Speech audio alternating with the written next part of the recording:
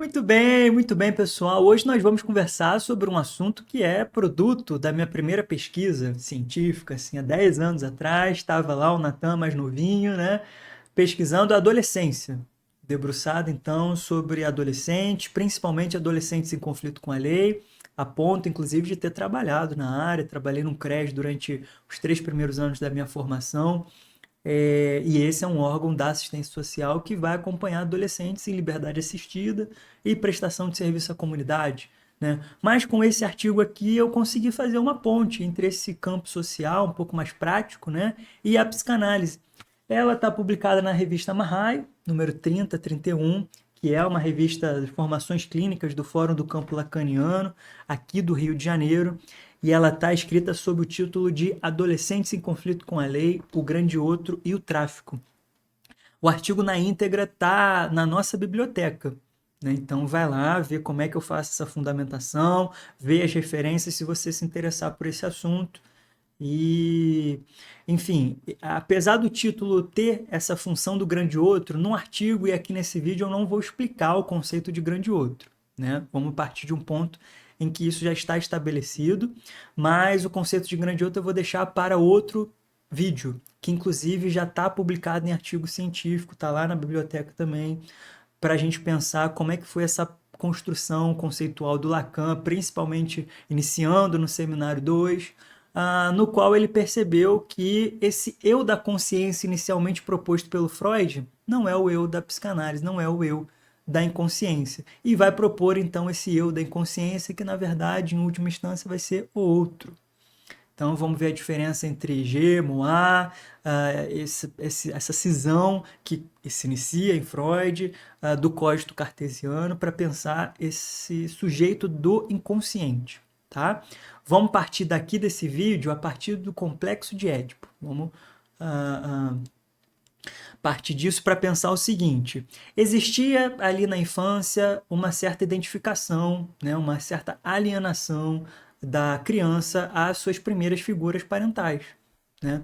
Em determinado momento, conforme se matura, então, esse psiquismo infantil, é inerente à adolescência que age o período posterior à alienação, que é o período de separação. Para vocês verem melhor a fundamentação, vocês podem. Tem aquele livro famoso da Sônia Alberti, né, O Sujeito Adolescente. Eu acho que lá vai ser uma boa fonte. Mas vamos assumir então que existe esse período de alienação, depois um período de separação. Essa separação das primeiras figuras parentais, ela é inerente, como eu disse, e o que vem depois é uma nova identificação com outras figuras, né? E aqui nesse artigo a gente vai pensar quais são essas figuras, o que se apresenta ali para o adolescente para que ele se identifique, né? Para que ele então passe a desejar e passe a escolher por conta própria essa identificação posterior. Não que a reminiscência dessa primeira figura saia de cena, né?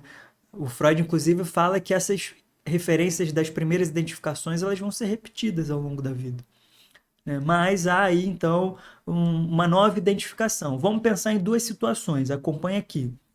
Uma criança de classe média que está vivendo em condomínio, né? Está ali sob uma disposição de signos um pouco mais saudáveis, um pouco menos arriscados em relação a esse outro discurso que eu vou trazer já já.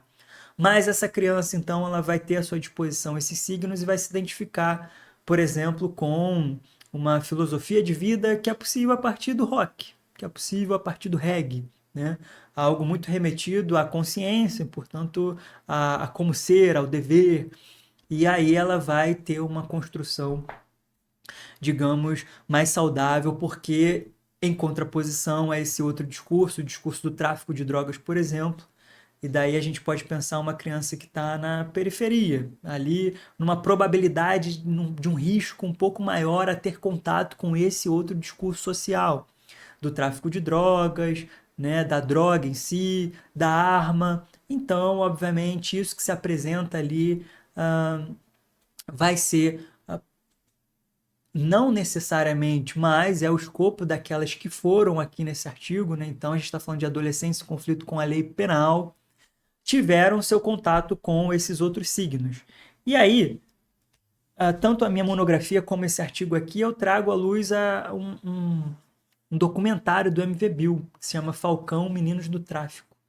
O MV Bill foi nas favelas, então, aqui do Rio, fez algumas entrevistas, e aí, dentre os adolescentes, um me marcou bastante, que é um exemplo bom para mostrar para vocês, fundamentar para vocês essa proposta de que o tráfico pode servir como uma identificação posterior, que nada mais é do que esse campo social que ajuda a construir o sujeito do inconsciente e que serve, portanto, como um grande outro, né? O MV Bill chegou e perguntou por que esse garoto, 8, 9 anos, estava no tráfico, e ele disse: olha, eu não gosto do meu pai e da minha mãe, mas por isso eu vim aqui e me apresentei, né? E hoje eu tenho meu fiel. E o fiel é a pessoa que ele direciona muito afeto nessa resposta, porque é a figura que possibilitou para ele, por exemplo, isso. E aí ele aponta para uma arma, né?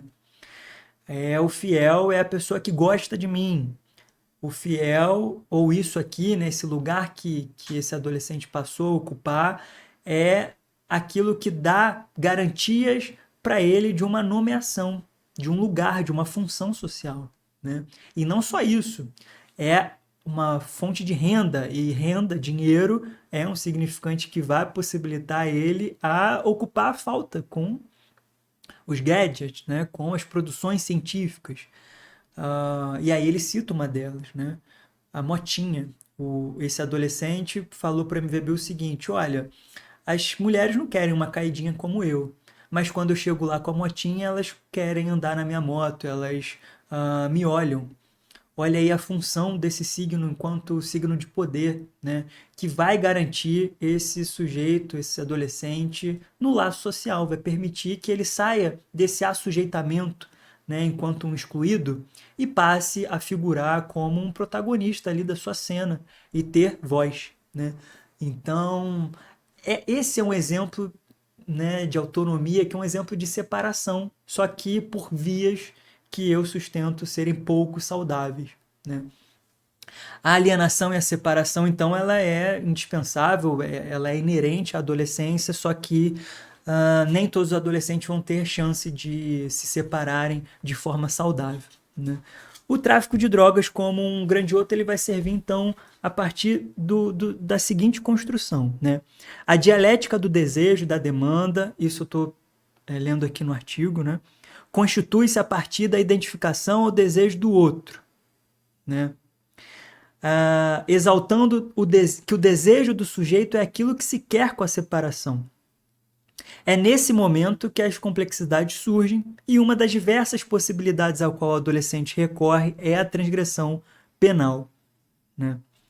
Isso se apresenta como um elo necessário entre o outro falado por Lacan e o substituto dessa primeira identificação exaltado por Freud, no qual o tráfico, em sua perspectiva que confirma a sua função social, pode ser considerado como um outro a quem se pode apelar, ou como meio de separação do imaginário paterno, ou como continuidade dessa alienação. Bom, no artigo vocês também vão encontrar a seguinte referência a Sônia Alberti, né, que é um livro bom, acho que é O Sujeito Adolescente, né?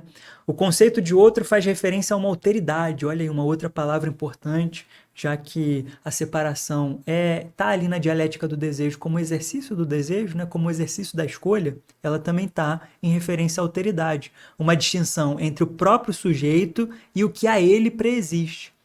Então, fazendo um resuminho assim do conceito de grande outro, dá para a gente sustentar uma das visões em que esse outro é o campo social, né? E que o campo social, a cultura, ele vai se mesclar, ele vai se apresentar ali como uma das influências do sujeito do inconsciente, né? Dessa construção aí, do qual, além de preexisti-lo, é a instância a qual o bebê pode apelar no seu desamparo fundamental. O artigo ele é, no final das contas, uma tentativa de propor um pensamento de que essas crianças, esses adolescentes, eles podem ser ressocializados, né? Se esse movimento de alienação e separação ele vai ser ao longo da vida, vai ser repetido ao longo da vida, né?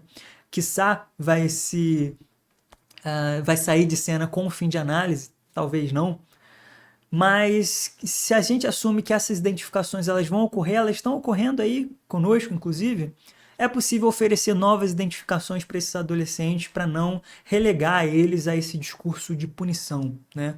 Para a gente pensar que a gente não precisa se reduzir a essas frasezinhas assim de que bandido bom é bandido morto, de que não tem jeito, né, de que a redução da maioridade penal ela é a solução para que esses adolescentes sejam punidos, não exatamente parem de fazer o que fazem.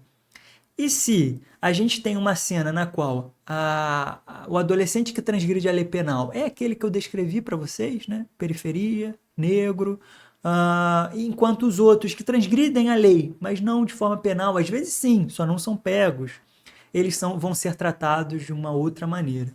Né? Entendendo então a função do tráfico de drogas, a função desses signos que coopta a adolescência de forma muito eficaz, porque é quem reconhece enquanto sujeito, né? A gente precisa então bradar por uma oferta de identificações que sejam um pouco mais saudáveis a partir do Estado, a partir da nossa profissão. Então, quando a gente pegar na clínica qualquer tipo de adolescente, né, da periferia ou não, a gente vai ter em vista essa construção teórica aí, né, inclusive para a clínica de adultos. Olha aí, a função inicial do analista ela ocupa, é colocada nesse lugar de grande outro. Né? Essa identificação ela é principiante assim do processo de análise, mas que aos poucos a gente vai saindo desse lugar e vai caindo, né? Caindo desse lugar e permitindo que a identificação ocorra de uma forma saudável, ou talvez não seja mais necessário.